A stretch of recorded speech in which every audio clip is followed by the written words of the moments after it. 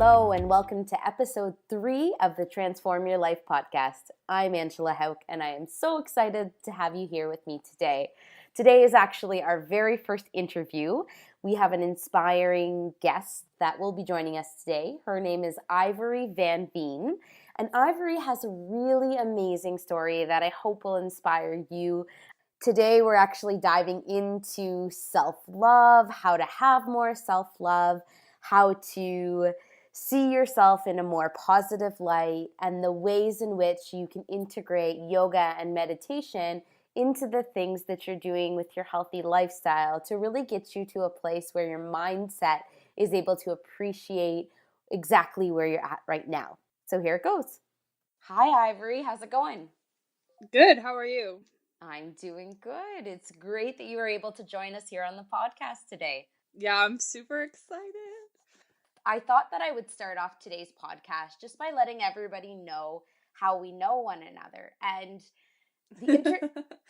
the interesting, that's okay. The interesting part about it is I thought I would read them a letter that you wrote me a few years ago that I kept in my desk because I thought it's super cute and very authentic, and I think it's amazing that we're right here and having this conversation and that you are the first guest on my podcast just based on where our relationship started and then where we're at right now. So this is what you wrote a few years back when we were working together. So you wrote, "I cannot thank you enough for letting me job shadow you, taking the time to answer my questions and mentor me this summer. I have learned so much, not only about the health and fitness industry, but also about myself. This experience really has allowed me to grow and expand my thinking. You inspire me on a daily basis, and the moment I walked in the door, I felt instantly happier after talking to you, even if I was having a shitty day. I remember the first time I met you. Wow, this is starting to sound like a sappy love letter. Even, even, even though you maybe had a client or had had a long day and just wanted to go home, you took the time to get to know me, to find out about my injuries and show me around the gym. I knew I liked you right away. The next time I saw you, you spent probably a good half an hour showing me how to work the bench press and how to use the chest fly with cables. Little did I know that you weren't being paid for just being at the gym. I really Sorry. That's okay. I really appreciated you doing this. I had debated for a really long time about asking someone and was really intimidated to ask, but you made me feel comfortable. You made me feel comfortable to ask and that no question was stupid. Now, another key part of this letter that I thought was really cool is at the end. So you said, one thing that you said to me that really stuck was, it's very important for you to diminish people's fears, their perceived weaknesses, and to help them find their strengths. Even if they're doing something incorrectly, try your best to find something about the movement that they're doing well. Encourage proper technique, but do not preach. This is something that I will take with me in the future. I am so grateful that I got to meet you, and I know you are going to do life-changing things. I already know that you and your business are going to be very successful, but then again, you know it will too." Oh, that makes me want to cry. Your letters about you. It's so beautiful. I know. Yeah, you are really an inspiration to me. Really, you are. Everything I said is very, very true. Mm-hmm. Yeah. So this is pretty cool stuff, Ivory. So why don't you tell everybody listening to today's podcast who you are and what you're all about? Yeah, so I'm an entrepreneur and I help people align with their highest truths, which to me is love and peace. And like we talked about, or in the letter, it even said just diminishing fear and returning to a place of love. So I really help people to see that that is their highest truth. We get so caught up in our worries and our fears, and we sometimes forget what our true nature is, and that's to be love. And so that's what I do, and I do this by helping people have more energy, more confidence, and more just self-awareness around their thought patterns. And how did you get to this place where you are right now? I know just from having my previous knowledge with you that you've been on an amazing journey when it comes to your body image and the ways that you've been able to transform not only externally but also internally. So can you tell our audience a little bit about what that journey has looked like for you? So for me, like, I really struggled with body image, and probably before I met you, I was really struggling and just, really unhappy with my body and the way I looked, and really just told myself like I hated myself every day, or like I would never have a boyfriend, or like just was really, really hard on myself. That was probably when I had just finished high school. And it's like a rough time in life, I guess. So I lost a bunch of weight, felt really empowered, felt awesome. But then I broke my leg, and all of a sudden I gained weight again. I wasn't where I was fitness wise, and it was like it broke my heart. Like they told me I was never going to run again, all these things, and I near about died inside. I think I fainted on the table when they told me that I wasn't going to run again. Like, it was super depressing, and it just threw me into like a negative spiral and loop. But then I think I met you around that time, actually, when I was recovering, and really was able to see that, like what had happened to me was a gift. It wasn't like this happened to me. It was more, this happened to me. This is a miracle. This is a gift. And I've really just struggled on and off throughout my life with just putting like probably 10-15 pounds on and off. And it's actually been one of the most amazing experiences for me, yo-yoing or just my weight fluctuating. It's really allowed me to love myself deeper and to really enjoy the process. And when I say that, I mean that each time I'm able to, accept it and love myself and see myself in a different way. Like, I feel like actually right now I'm up like 15 pounds, and I feel more feminine and more, I don't know, I've never like had that where I'm like, oh, I actually like my curves. I actually like my tummy. Like, I've never looked in the mirror and said that, and like this whole inward journey has really transformed that. So, what would you say to somebody who is having a hard time looking in the mirror and seeing themselves in a positive light? If they're looking in the mirror and only saying those negative things, how would you suggest that they shift their perspective to see those things as being positive? That's a hard question, and it takes a lot of inner work. But definitely, I guess there's 3 things I would suggest. Number 1 would just be to see whatever you see in the mirror as a gift. If you don't like something and you're unhappy with it, just see it as a challenge. Like, this is going to help me to love myself deeper. This is going to show me how I can be stronger. Or this self-hate and destructive thinking is actually showing me how I can love myself deeper. Like, the universe has placed this in front of me so that I can actually grow as a person. Number 2 would be to just repeat something daily, because it's sometimes really hard to get to that place. It takes practice, and just to repeat in your head, like, I love everything that my body does for me. I love myself exactly the way I am. And maybe just focusing on, like, my lungs are expanding and collapsing, my heart is beating, my digestive system works for me. Focus on your health and, your energy, and the rest of it will come into play. The other thing that has been really helpful for me is, like, especially as women, we tend to really like compare, and yeah, we tend to really compare ourselves to others. And my suggestion would be that, like, anything that you see in another person is just a reflection of you. And if you see something that you like, acknowledge it and be like, wow, that person looks awesome. And like, you know, like this is just a reflection of me and how awesome I can look someday. Or this is like outward you can see outward beauty as a reflection of your inward beauty.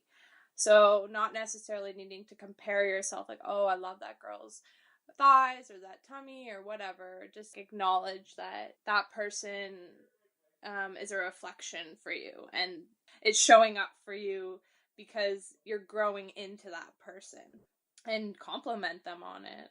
So those are like a couple of tips, I guess, that I would suggest for looking in the mirror and loving yourself a little bit more. Wonderful. I love all of those, Ivory. One other one that I'm going to add in there that I really love is I love telling myself that I'm a beautiful work in progress. And I sorry.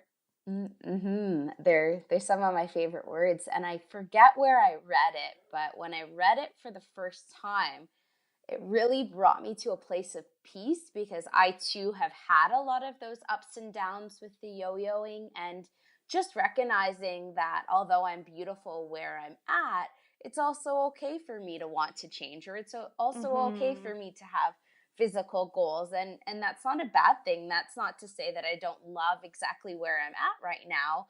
I can love myself in all the different ways that I might transform. So the next question I want to ask you about is, I know that yoga and meditation are really important to you. So can you tell our audience a little more about how those two practices have transformed your life? Wow. I don't even know where to begin, because it's really brought me back to my true nature and my truth, which to me is living in a high vibration of love. It's living in the now. You know, we're so much future past. We're never really present, and it's brought me a lot of peace and ability to handle my life in such a more loving and natural and peaceful way. It's given me more awareness of my thought patterns, my habits, and like an understanding of why I do things, and the ability to step back and not necessarily react. And how did that start for you? So when was the first time that you started doing yoga, or what was your first introduction to meditation? Well, the first yoga class I did, I think I like, they were in Shavasana, which is like lying on your back, right? And I was like, what the hell is going on here? And I couldn't figure it out. Like, I was like, this isn't yoga. Like, thought I was supposed to be moving, and it was really confusing for me. But I think the next real step, like that was maybe a few years in, was I was having a lot of neck and headache pain, like terrible migraines, and my doctor suggested that I do yoga. Like, she wasn't giving me any medication. She was just like, you need to do yoga. And I was like, come on, give me the pills. Like, what is going on here? Like, I'm in so much pain, and through doing the yoga, I was able to lessen the amount of pain that I was feeling at the time. I was able to be really present with my pain. I would say that was maybe the biggest thing, is I was able to dive into that pain and be present with it and just hold it for a little bit.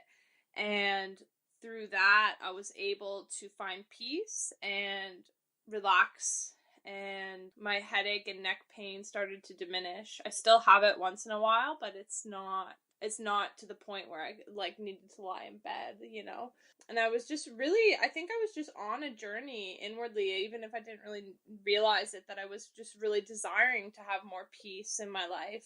And I did a co-op at a yoga spin studio, and there I did a class, and I was like, this old person beside me, he was like 80 years old, I swear, and he was like holding tree pose, and I was like shaking, and like I realized I had no balance on the mat or in my life, and like I really desired more of it. And I just started doing more yoga and realized like I just felt so peaceful, and yeah, so much more in tune and present, and that really made me just like want to learn more and more. And then I did my teacher training. I went to an ashram for a few months.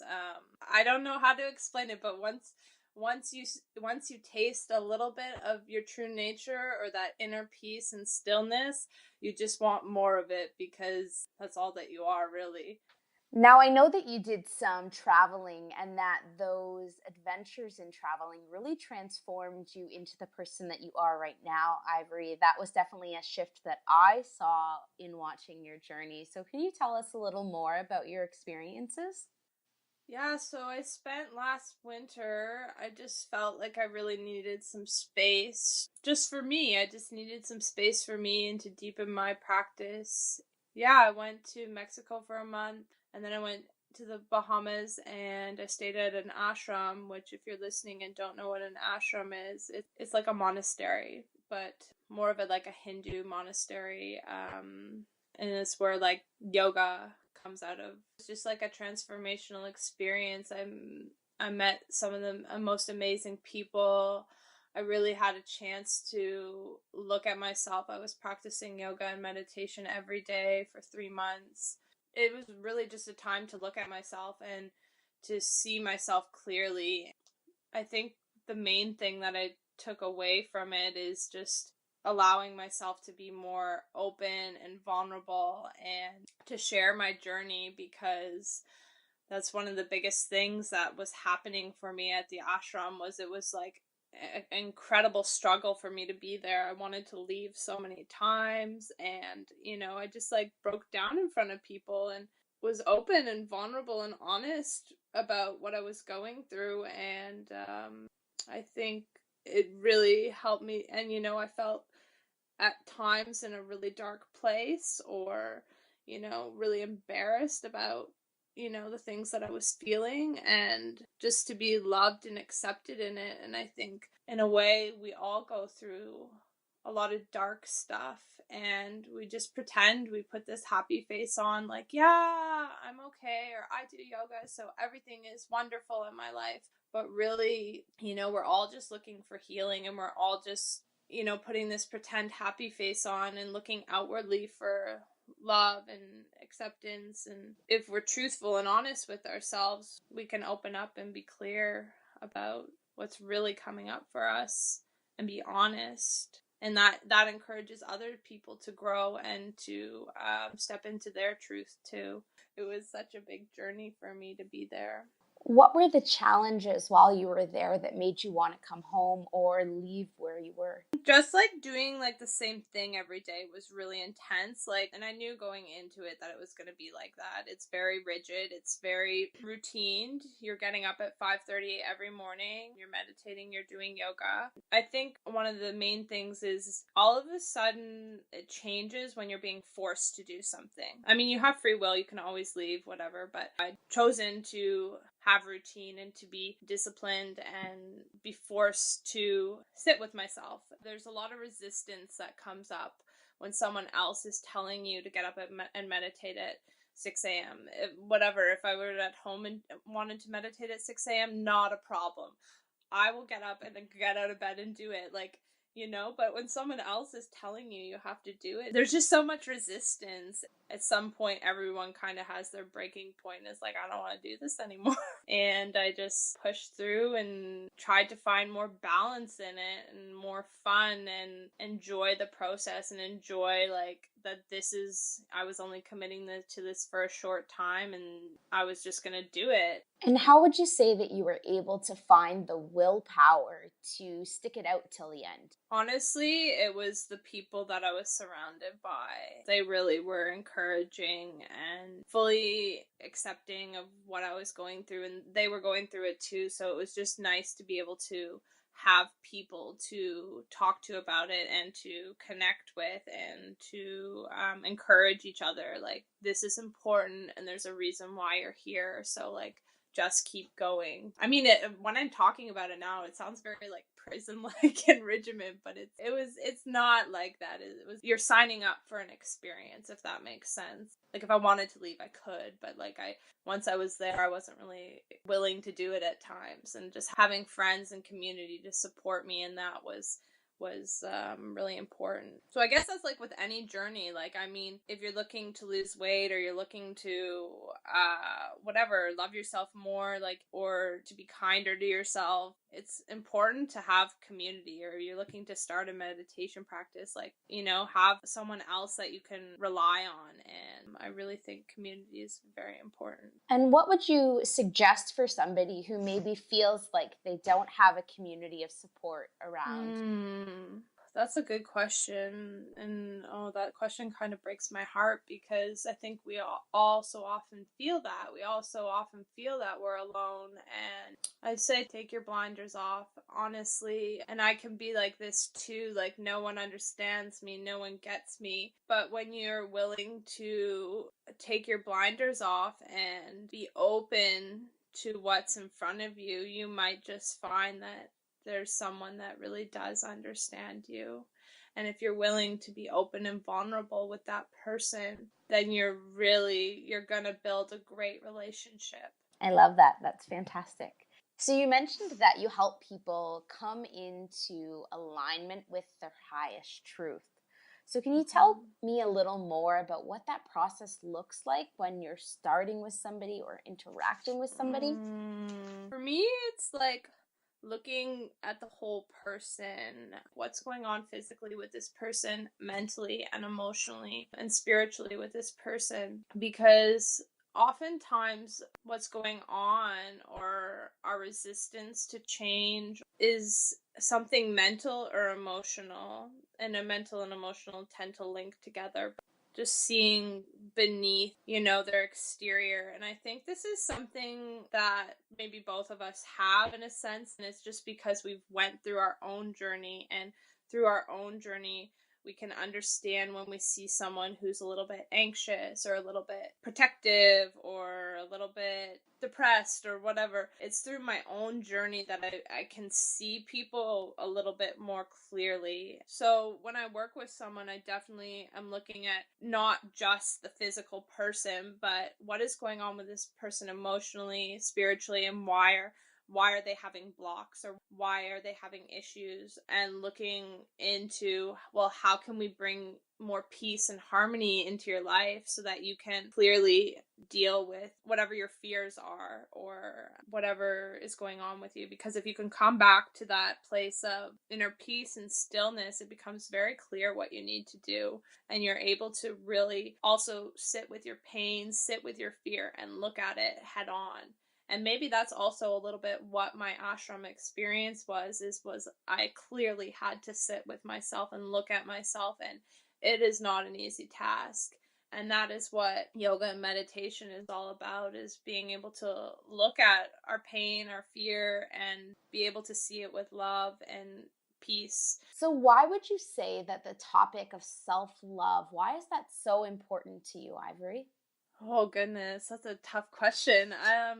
We're so incredibly hard on ourselves. We're so incredibly judgmental, and actually one of the first niyamas of yoga, which is kind of like the 10 Commandments, or they're kind of, in a way, suggestions on how you should live your life to have a more peaceful and loving life. And one of the first niyamas is ahimsa, which is nonviolence. And we are very, very, very violent with ourselves, even if it's just like, oh, I should have done this, I should have done that, rah, rah, rah. So I think if we can be more kind and loving to ourselves, that the world will change outwardly. And if we can find peace and love within, the world will change outwardly. Everything is just being reflected to us. It's incredibly important to be able to love and accept yourself no matter what you're going through, to just enjoy the ride.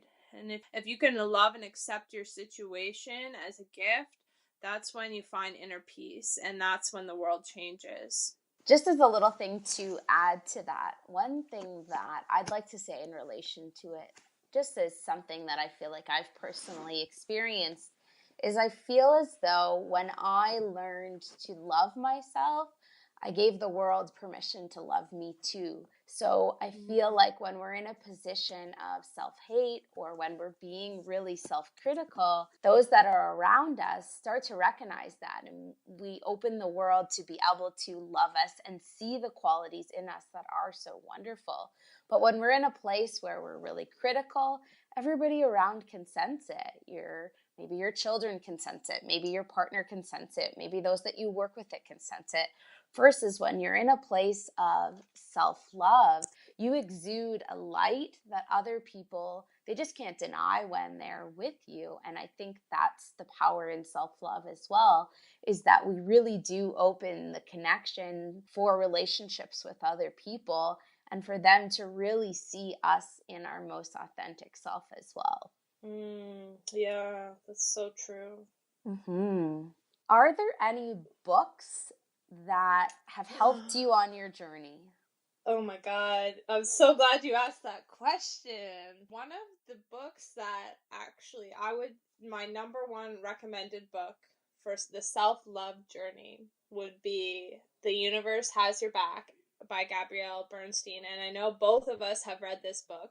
And this book has transformed my life. And Gabby has really been a huge teacher in my spiritual journey and just looking at myself, and that book just completely transformed my life. I actually just downloaded it again as an audible because I'm feeling like I need it in my life again. So that is 100% the number one book. I mean, there's lots of other books that I've read that have been incredibly helpful on my journey as well, but that book has transformed my life. Amen to that. I absolutely love that book. Obsessed. I've definitely listened to it while doing cardio like at least 4 times, and I'm always gifting it to people. Like, you need a book? Here's your book. You read it. It's gonna change your life. Me too. Oh my God, I gift that book all the time. 100%. Like, I think I've bought like 5 or 6 copies, not for myself. The other book I would recommend is A Return to Love by Maureen Williamson. It is also a really self-reflective book, and it helps you to just look different aspects of your life and like relationships, money, body, and how you can see them with more love and acceptance. For instance, I'm just going to flip to a random page. Let's see if I can find something fun. Okay, so this one flips open to me all the time. Love it.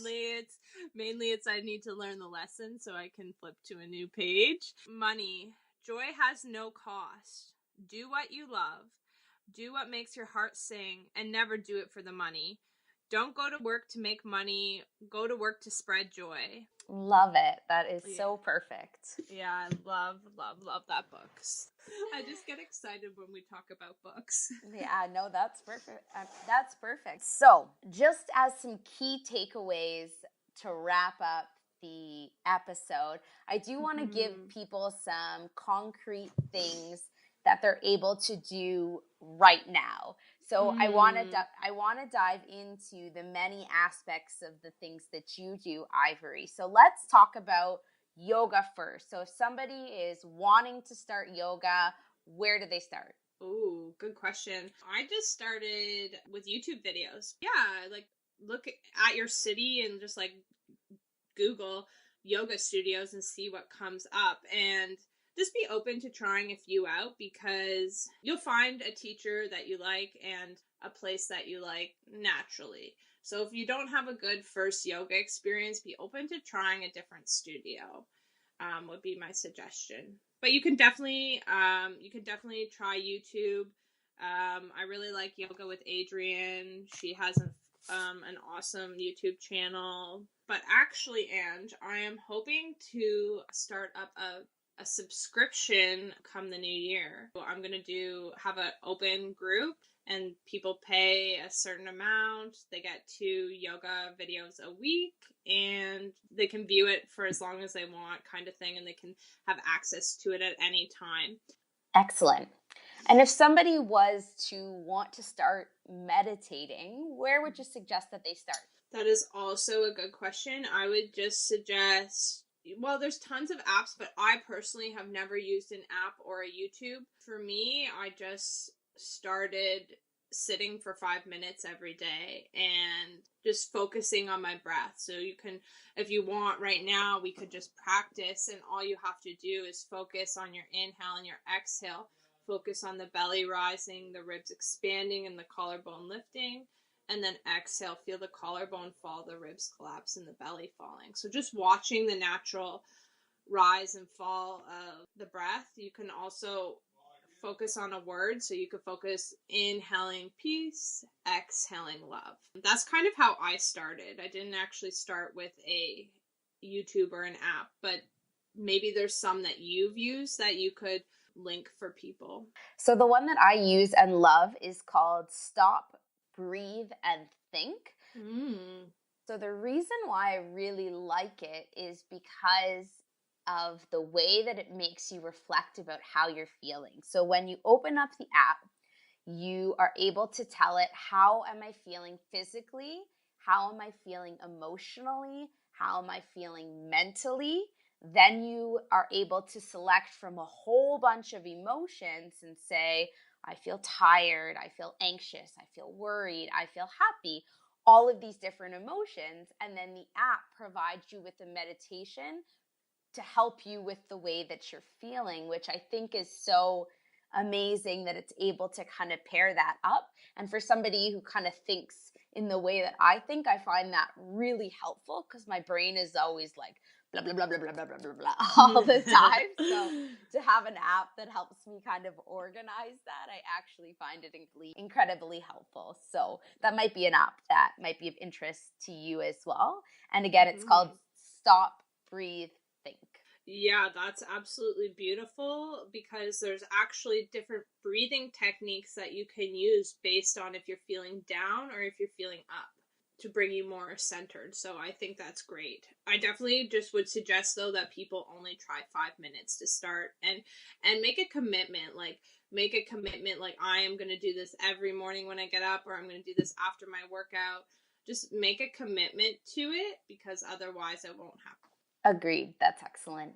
The next thing is, if somebody is looking at where they're at in their journey and they're looking at wanting to be at a place of more self-love, but they're really unhappy with the number that the scale says, what advice would you give to them to help them shift out of that mindset? Yeah, definitely get rid of that scale and just start looking at the changes that you're seeing inwardly and outwardly. Like, are you able to do more push-ups? Are you able to run further without getting out of breath?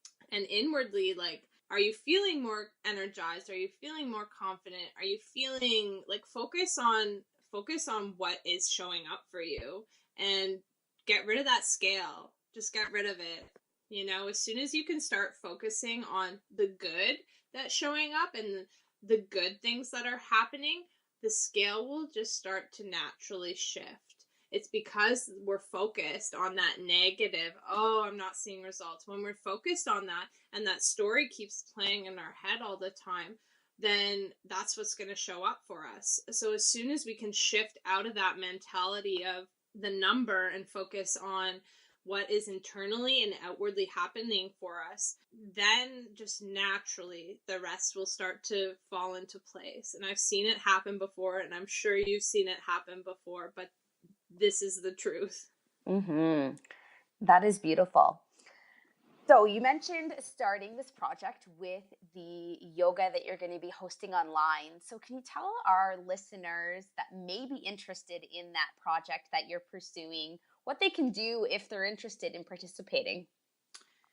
Yeah, you can just connect with me on Facebook or email, and whoever wants in can just let me know, and then I will add them to my Facebook group. And they get access to 2 videos a week, 2 30-minute videos a week, which they can do at any point throughout the week. They don't have to do it when I go live. They can do it at any point, and they'll have continuous access. I hope to just continually build and add videos every week. And if they want to continue to have access to it, they can just continue to subscribe. Excellent. And I will put your contact information in the show notes for today's podcast, so you guys will be able to connect with Ivory if that's something that you would like to do. So we're just going to wrap up today's episode. And this is going to be the final question for all of the podcasts that I do with the amazing guests that I speak with. So my final question for you, Ivory, is how would you like to be remembered? Wow. That's a big question. Goodness. I hope people just remember me as a loving being and someone who is true and authentic to themselves. I love it. That is amazing. So I just want to commend you, Ivory, for all of the beautiful things that you are doing in this world. I absolutely love that I got to mentor you and meet you in the gym, and that you felt inspired enough to want to work with me. And I am just so excited to see where this journey goes for you, because I know it is just the beginning. Oh, thank you, Ange. You've inspired me. Like, I don't know how you did it, and just the time and attention and just love that you gave to people, and the way you were showing up for me was super inspiring, and the way you continue to show up is just super inspiring for me too. So thank you. Mm-hmm.